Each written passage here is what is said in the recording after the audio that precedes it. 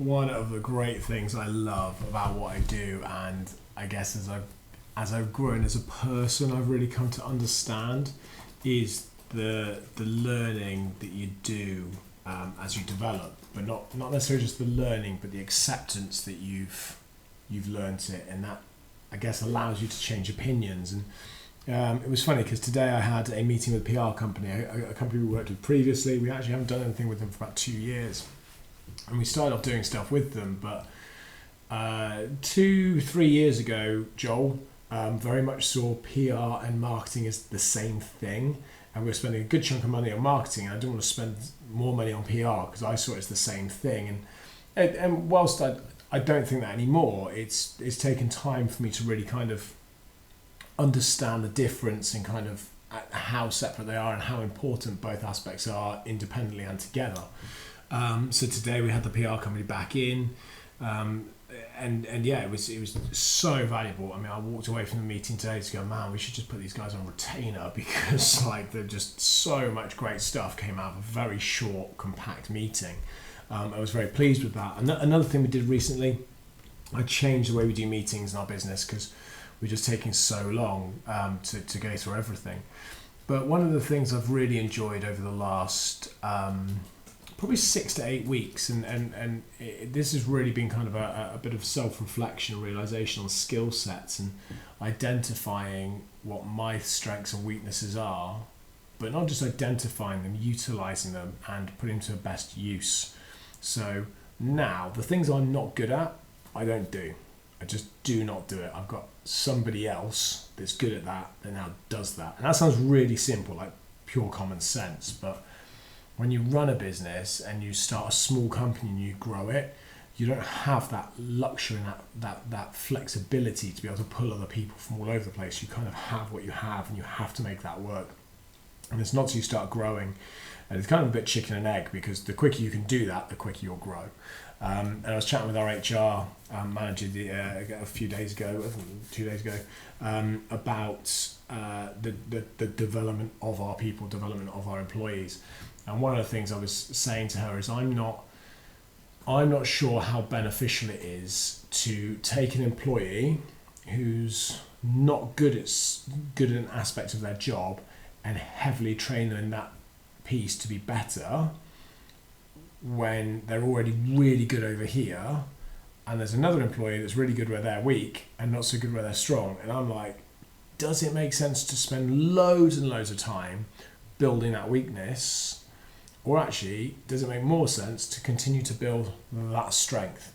Tends to be that's where they've got more interest as well. That's why they're stronger there.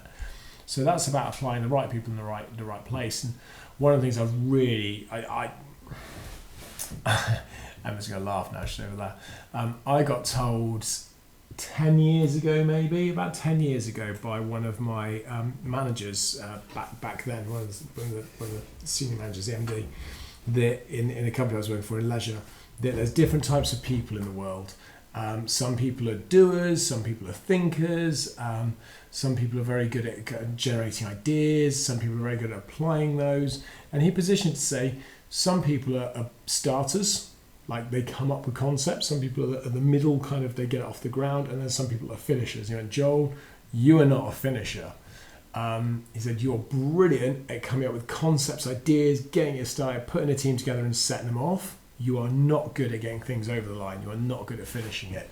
So in true Joel fashion, I was like, you, I'm going to prove you wrong. I can do this. I'm a finisher. I can do all this, and off I go. I think 10 years later, I've established I'm not a finisher, which is fine. You know, it's fine. It's taken me 10 years, I guess, to really kind of accept it. And we've been working on something recently up in the prison.